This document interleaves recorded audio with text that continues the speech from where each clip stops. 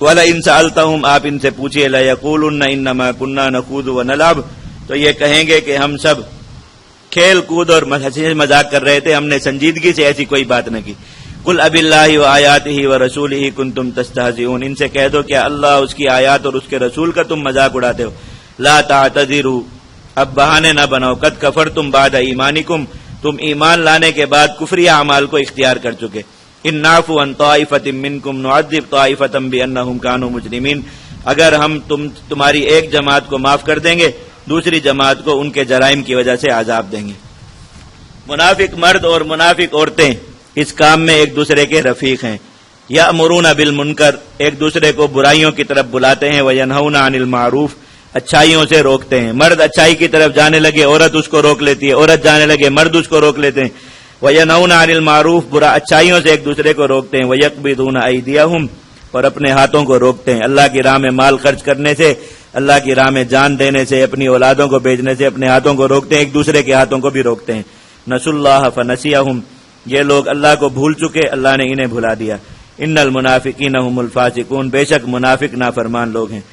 وعد اللہ المنافقین والمنافقات والکفار نار جہنم خالدین فیہا، اللہ تعالیٰ نے منافق مردوں، منافق عورتوں سے اور کفار سے جہنم کی آگ کا وعدہ کیا ہے جس میں ہمیشہ رہیں گے، وہی ان کا ٹھکانہ ہے، اور اللہ نے ان پر لعنت کر دی اور ان کے لیے دائمی عذاب ہے۔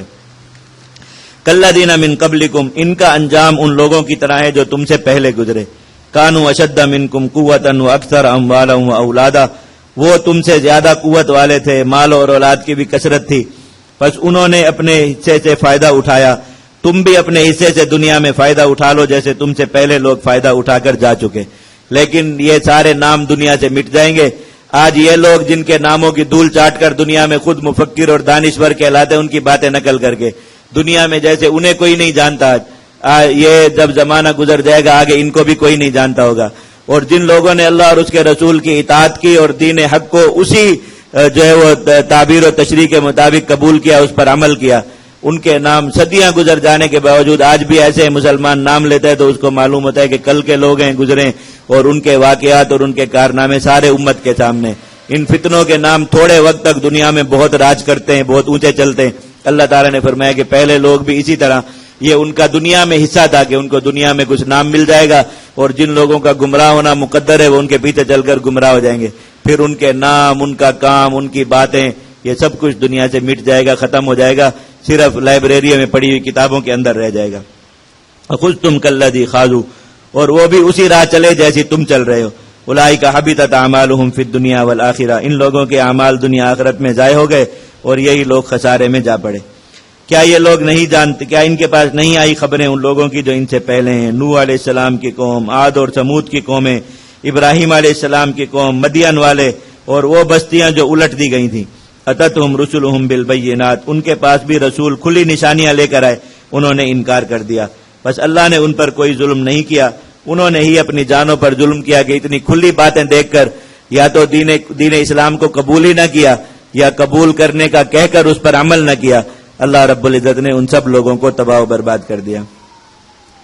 والمؤمنون والمؤمنات بعضهم اولیاء بعض، ان کے مقابل ایمان والے مرد اور ایمان والی عورتیں آپس میں ایک دوسرے کے رفیق ہیں، اور اس رفاقت کی بنیاد وہی ہے جو آپ کل سورہ انفال کے آخری رکوع میں پڑھ چکے کہ ایمان والوں کی یہ برادری کس بنا پر قائم ہے۔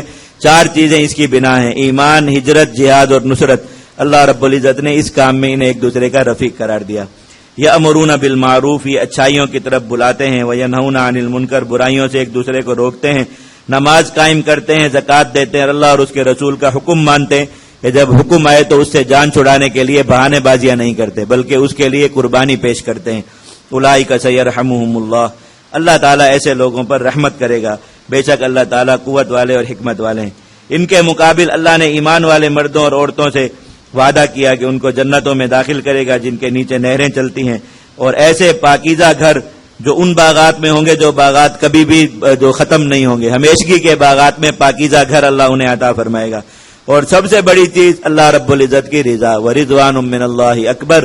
جو لوگ ان مشکل حالات میں اللہ کے دین کو بدلنے کی بجائے اور نفاق اختیار کرنے کی بجائے اللہ کے دین کو اختیار کریں گے اور اس کی اطاعت میں قربانی پیش کریں گے، اللہ رب العزت انہیں اپنی رضا نصیب فرمائے گا، جو سب سے بڑی چیز ہے۔ ذالک هو الفوز العظیم، اور یہی بڑی کامیابی ہے۔ یا ایھا النبی جاہد الکفار، اے نبی کفار سے قتال کیجیے، والمنافقین، اور منافقین سے۔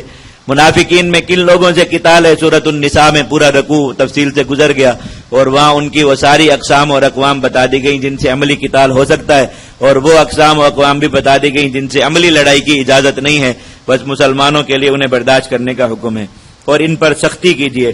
ومأواہم جہنم، ان لوگوں کا ٹھکانہ دوزخ ہے جو بہت برا ٹھکانہ ہے۔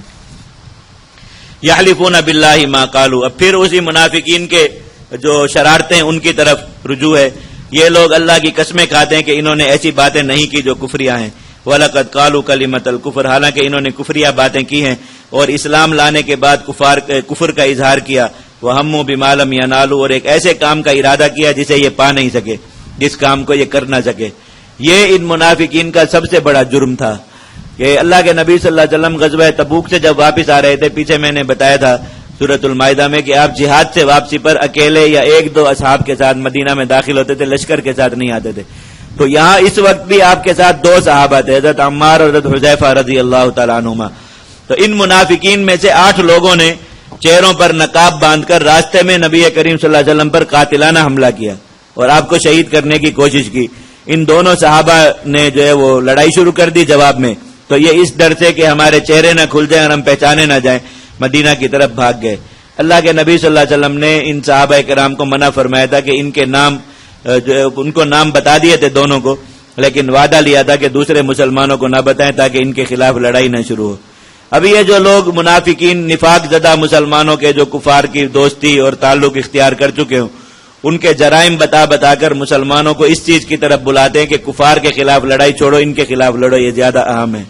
پیچھے میں تفصیل سے بتا چکا کہ نفاق کا یہ علاج دنیا میں کبھی بھی کارگر ثابت نہیں ہوا اور کبھی بھی نہیں ہو سکتا۔ نفاق کا علاج کفر کی طاقت کو ختم کرنا ہے، نہ کہ منافقین کو مارنا۔ لیکن آپ اگر اس تناظر میں بھی دیکھیے، لوگ ان کے بہت سے بڑے بڑے جرائم بتا کر مسلمانوں کو اکساتے ہیں کہ ان کے اتنے بڑے بڑے جرائم ہیں، اس لیے ان کے خلاف لڑو۔ آپ نبی کریم صلی اللہ علیہ وسلم کے زمانے کے منافقین کے جرائم کے ساتھ ان جرائم کا موازنہ کیجئے۔ ان منافقین کے جرائم اس سے بہت بڑے تھے۔ اللہ کے نبی صلی اللہ علیہ وسلم پر قاتلانہ حملہ کرنا، اس سے بڑا کوئی جرم ہو سکتا ہے؟ نبی کریم صلی اللہ علیہ وسلم نے صحابہ کرام کو نام بتانے سے بھی منع فرما دیا تاکہ مسلمان ان کے ساتھ لڑائی میں لگ کے مقاصد جہاد سے معروم نہ، اپنی توجہ کفر کی طرف رکھیں، کفر کی طاقت کو توڑیں، یہ سب کچھ خود ختم ہو جائے گا۔ اس سے بڑا جرم اگر کسی کی نظر میں کوئی اور ہو سکتا ہو تو بتا دیجیے۔ مسجد جو ہے وہ آگے ہی آ رہا ہے اسی سورۃ التوبہ میں، مدینہ کے اندر ٹھکانہ اور چھاونی بنائی خفیہ، اور کہا کہ یہ منصوبہ یہ تھا کہ کمانڈوز آئیں گے ان کے روم کی فوج کے جو خفیہ حملے کرنے کے ماہر ہوتے ہیں، یہاں پر آ کر چھپیں گے، جب ان کی تعداد 100 ہو جائے گی ایک رات اچانک مدینہ میں نکلیں گے وہ لوگ، اور خاص مسلمانوں کو ہدف لسٹ بنائی گئی، ٹارگٹ کلنگ۔ اللہ کے نبی صلی اللہ علیہ وسلم کو جا کر شہید کریں گے، جو شیخین ہیں ان کو کریں گے، جو حضرات انصار کے سردار ہیں ان کو کریں گے، تاکہ اسلام کی قیادت کا صفایا کر دیا جائے، آگے مسلمان بھیڑ بکریوں کی طرح ہو جائے، لڑ نہ سکیں۔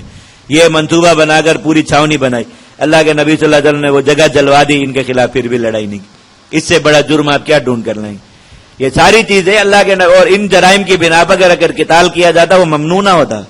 اور میں بھی یہ نہیں کہہ رہا کہ ان کے خلاف ہر طرح کی لڑائی حرام ہے، بہت سے مواقع ایسے جہاں ان کے خلاف لڑائی درست ہو جاتی ہے، لیکن بات اگر مقاصد جہاد کے ضمن میں دیکھی جائے تو کوئی فائدہ نہیں ہے سوائے مسلمانوں کی جانوں کے ضائع ہونے کے، سوائے جو ہے وہ جہاد اور جہاد کا نظام کمزور ہونے کے، کہ جہاد کا جو ایک محبت کا لفظ تھا، جہاد، مجاہد، طالبان، یہ سب چیزیں وہ ان چیزوں کی وجہ سے لوگوں کے غالب بن گئے اور خراب ہو گئے۔ اور مقاصد جہاد کی روح سے اس کا شدید نقصان یہ ہوا کہ کفر کی ٹوٹتی ہوئی طاقت کو ریلیف ملا اور سہارا ملا۔ اب 2007 تک افغانستان میں امریکہ کے ساتھ جو کچھ ہوا ہے اس کی کارگزاری آپ پڑھیں، اور اس کے بعد جب یہ ہماری لڑائیاں شروع ہو گئیں اس کے بعد امریکہ کو کتنی راحت ملی اور کتنا ان کارروائیوں میں کمی آئی اور کتنا ان کے نظام میں مضبوطی آئی، یہ ساری چیزیں دیکھیں کھلی آنکھوں سے ایک مسلمان کو یہ بات اچھی طرح سمجھ میں آ جائے گی کہ اس لڑائی میں اور کوئی قباحت ہو نہ ہو، اتنی قباحت بہرحال لازم ہے کہ یہ مقاصد جہاد کو دور کر دیتی ہے، اس وجہ سے اس کا ترک کرنا چاہیے۔ اللہ کے نبی صلی اللہ علیہ وسلم نے اتنے بڑے جرم پر بھی حضرات صاحب خاص انہی لوگوں کو گھروں سے نکال کر بھی مروایا جا سکتا تھا جنہوں نے یہ جرم کیا تھا۔ اللہ کے نبی صلی اللہ علیہ وسلم نے یہ بھی نہ کیا، ورنہ پھر قبائلی لڑائی شروع ہو جاتی، پھر ان کے خاندان لڑتے، پھر ان کی طرف سے لوگ آتے، تو مسلمانوں کے اندر ایک لڑائی شروع ہوتی اور کفار کو راحت مل جاتی کہ چلو اچھا ہوا، ایک مسئلہ شروع ہو گیا، اب مسلمان ہماری طرف آنے کی بجائے اپنے مسئلے ہی نمٹانے میں لگے رہیں، ان کی جانیں اسی میں ضائع ہوتی رہیں، ان کے فدائی بھی آپس میں یہی پھٹتے رہیں، سب کچھ ہوتا رہے، تو کفار کو راحت ہے، اس میں آسانی ہے، اس لیے وہ خوش ہو جاتے۔ اللہ کے نبی صلی اللہ علیہ وسلم نے اس معاملے کو چھپا لیا اور ان دونوں سے قسمیں لی کہ کسی صحابی کو بھی یہ بات، کسی بھی دوسرے مسلمان کو یہ بات نہ بتائیں گے کہ یہ حملہ کرنے والے لوگ کون تھے۔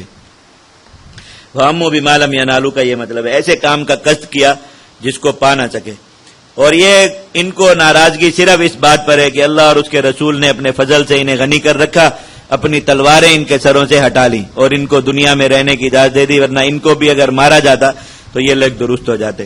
فَإِن يَتُوبُوا يَكُ خَيْرًا لَّهُمْ، اگر یہ لوگ توبہ کر لیں اپنے ان برے اعمال سے تو ان کے لیے بہتر ہوگا، اور اگر یہ اسی پر ڈٹے رہے تو اللہ ان کو دنیا میں دردناک عذاب دے گا، دنیا میں بھی اور آخرت میں بھی، اور ان کے لیے کوئی دوست اور مددگار نہیں ہوگا۔